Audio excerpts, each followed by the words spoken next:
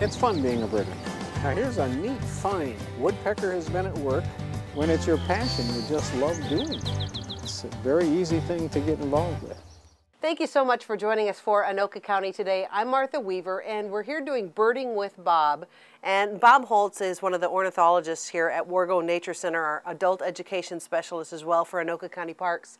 And this is a special edition of our Birding with Bob's podcast because we want to talk a little bit about global threats to birds. That question has been coming up a lot recently, especially with the oil spill in the Gulf of Mexico. So we wanted to get Bob here to talk not only about the oil spill and its effect on birds and populations that'll be leaving Minnesota in the next month or so, but also about just threats in general to bird species. So first of all, let's talk about the oil spill and what that means for birds that will be overwintering or passing through that area. Well, it's being referred to as a disaster, and it certainly is not a good situation. Birds have been dying already. There's more birds that are going to die. And it's not just birds that are affected. It's a lot of the other living things, and people have been affected. It's been pretty obvious that what we've seen in the news. Mm-hmm. And as far as Minnesotans are concerned, we're probably most concerned about the common loon, our state bird. Yep. One thing is, though, not all of our loons go to the Gulf. Probably at least half go to the East Coast, so okay. It's not all of them.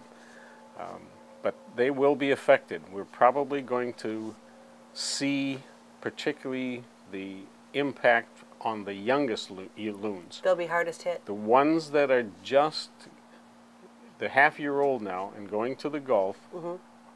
typically will spend, after they get there, another 18 months there. Oh. Because they don't come back the first year. Okay.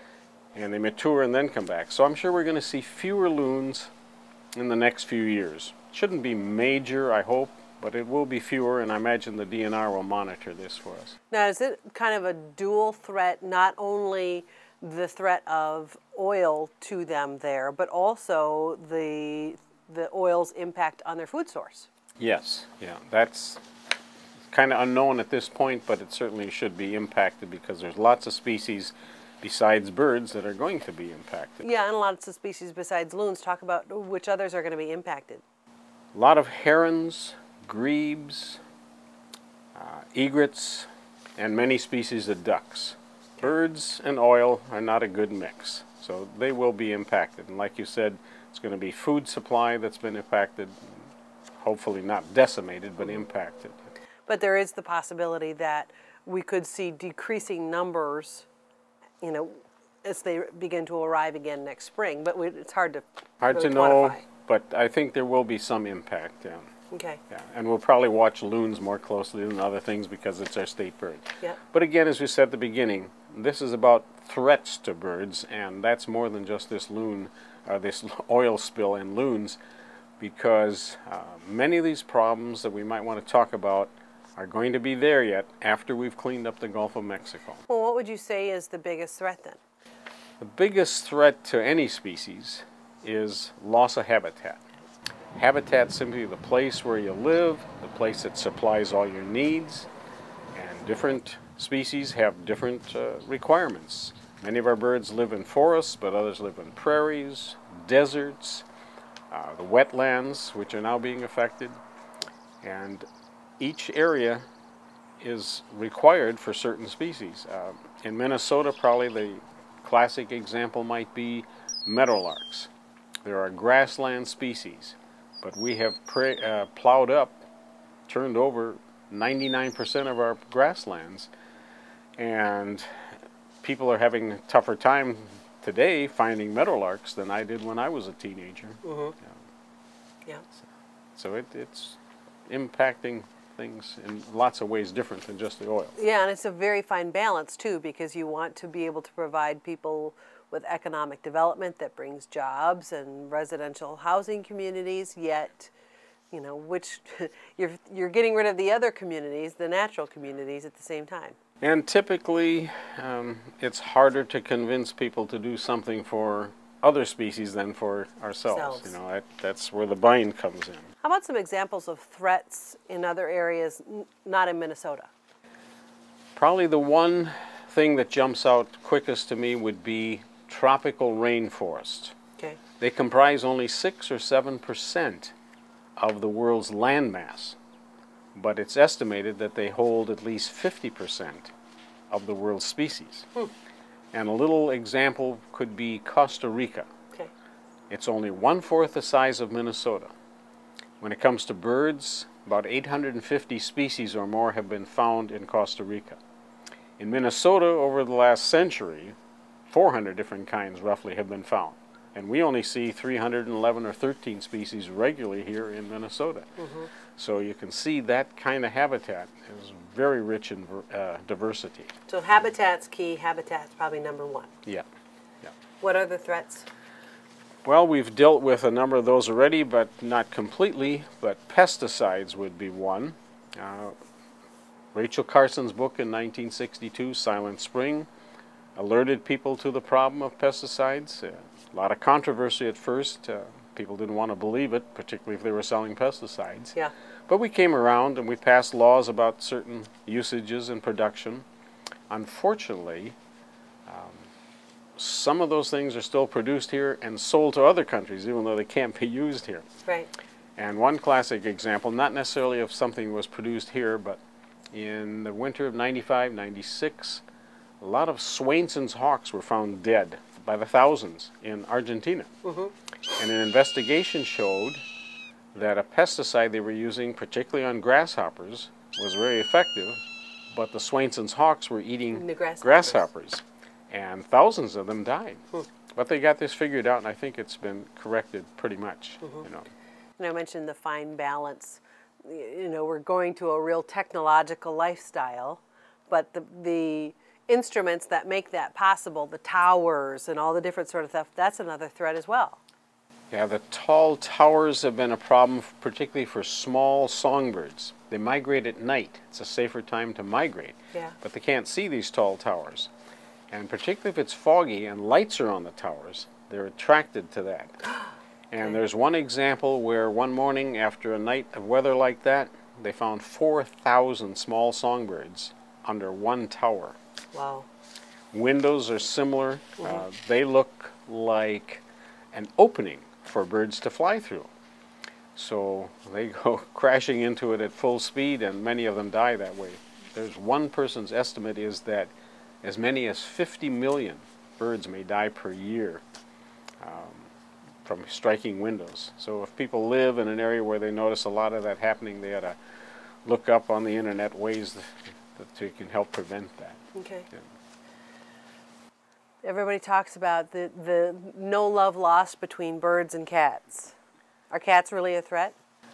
Yeah. I'm not a cat hater, but I am a bird lover. And that's a nice politically correct way to say that. Yeah, I suppose so. But cats are very efficient predators. They're just very good at it. Yeah. And they don't have to be well fed to prevent that. As a matter of fact, I should say it differently. Even if they're well fed, it doesn't prevent it. They just are good at killing things.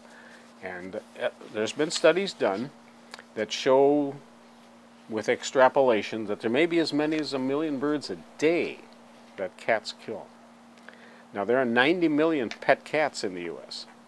and there's many, many millions of feral cats, cats just running around out there in the wild. Right. And have to survive on their own, and one of the things they can eat is birds.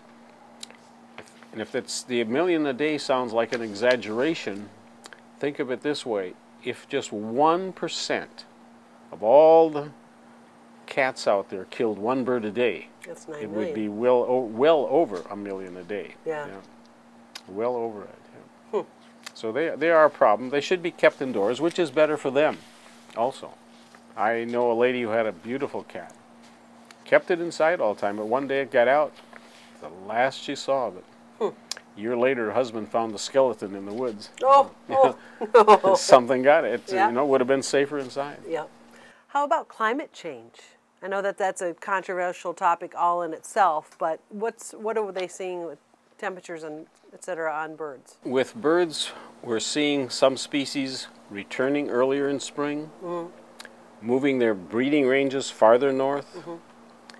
And so that's maybe not a major problem for them. But something else that's been noted is some of the species staying quite south of us, they have no clue that it's warmer here than it used to be when they're down there. So they come back at the same time. Then, when it's time to feed their young, though, the prime insect time, which they need for food, is past. Yeah. Right. So it may be getting a little harder for some of them to feed their young. So, okay. Yeah. How about other big problems, major problems? Increasing human population, maybe? There's nearly roughly 7 billion people in the world now. Yeah. And we grow by 80 million people per year. Not 80 million births per year, 80 million more people than the year before, even after you subtract all the deaths from that year. Right. And so there's more land set aside for our houses, shopping centers, highways, airports, and so on. And that means natural habitats are dwindling in the amount of space that's available. Every area can support only so many things also. For example, in Minnesota, if we get a wolf population that keeps growing well, and I think this is why some people argue for a hunting season. Right. If they do grow so big that they're overeating their food supply, they're going to die off. Right. Now think of that with humans. There's got to be a limit to how many we can have, depending on how we want to live. Right. And many demographers have stated already, if the 7 billion people we have all would want to live like we live in the United States, we'd be in big trouble. We'd be overusing resources tremendously. So we're going to have to wrestle with that one. Okay. That's a big problem. How about instances historically where you mentioned a couple of bird kills already, but really a great number of bird losses? For the U.S., the one that would come to mind would be passenger pigeons. There once were so many passenger pigeons, they were estimated to be the most populous species in the world. Okay. And this is different, is this different than the pigeon that we see on a downtown building? Yes. Okay. Yeah, it was a very different bird. There were flocks that flew around here that they estimate 2 billion birds in them. 2 billion. It blackened the sky. When they moved, sometimes the flocks were more than a mile wide. And one case, it took 3 days for the flock to pass a given point. I mean, it's just unfathomable. Right. And because of that, though, people said, well, there's no worry. But as their numbers got less, some people said, let's pass some legislation to protect them. The argument usually was, they're so numerous we don't need to ever worry about them. Well, with overhunting, they shipped barrels full of passenger pigeons to big cities. Why? For eating. Okay. Yeah.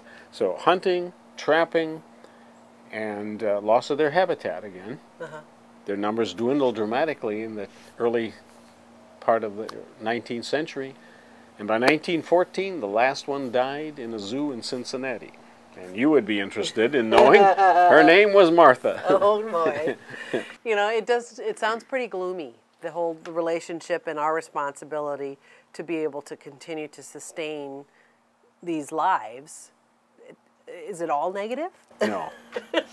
No, many people, particularly groups of people, have spent a lot of hours and millions, if not billions of dollars trying to save certain species. Okay. Examples would be the whooping cranes. In the about 1940, there were less than 20 in the world. And isn't that amazing? 20 in the world. Well, they all were in the United States, the only place they were. But, and now there's about 400. Okay. But that still leaves them as being an endangered species. Right. You know, we spend a lot of time and money working with bald eagles, peregrine falcons, and osprey, all affected by pesticides. We've even built nesting platforms for the peregrine falcons and especially the osprey. Right. And so all three of those have recovered fairly nicely. We have a pair nesting here at Wargo. Of the osprey. Right. Yes. And the last 2 years they've raised 3 young each year. Huh. See. 1900 wood ducks were endangered. They grossly overhunted. And so they wisely said, no hunting wood ducks, and then until it was in the early 30s, I believe. Okay. Plus we built a lot of wood duck nest boxes, Yes. which were needed because of all the harvesting of trees we did. And Bluebirds also. They were 30, 40 years ago rather hard to find in many places. Now if you drive around Anoka County in the rural areas, it's easy to find eastern bluebirds. But we've put up a lot of bluebird nest boxes. Is awareness really half the battle? That these threats exist and awareness is becoming a little bit more prevalent? We hope so, yeah. And I know a number of people that are concerned who aren't birders at all. Right. You know, and they begin to understand, but it seems to take a long time to get everybody on the same page and what needs to be done. And I guess one of the steps that we find hardest to take is coughing up the money that it takes. Yeah. It doesn't come free. Think of the money that is spent on one weekend when a new movie comes out. Mm-hmm. And if we would do that for when we have other problems, we could solve a lot of them more quickly, at least, than what we do now. Yeah, and you just hope it's not too late. Thank you, Bob. Yeah. Appreciate it. Any other comments? Well, I think there's things we need to do yet, too. Okay. People have to accept that habitat preservation is a key. And some of this has to be big chunks of land. Right. Because there are certain species that won't nest in a small area. Maybe they nest in woods, and this is a woods of 40 acres, but they don't nest there unless there's 400 acres. Okay. There's organizations people can join that support wildlife in general, birds, some of them in particular. We can subscribe to journals and stuff and magazines so we keep ourselves informed, or at least read them, go to the library and read them. We can buy shade-grown coffee if you're a coffee drinker. Mm-hmm. And if people want to know what that's about, the internet will show them in a hurry. Keep your cat indoors. Yeah. You know, it's we've talked about that one, so that should be pretty obvious. Okay. And we need to think about what's the impact of human population going to be on all kinds of things, including people. Okay. You know, this is just some of the problems we have to deal with, and some of the things we can do. And we need everybody's help. All right. Thank you, Bob. You're Appreciate welcome. it very much. Birding with Bob from Anoka County Parks and Recreation and Anoka County Today.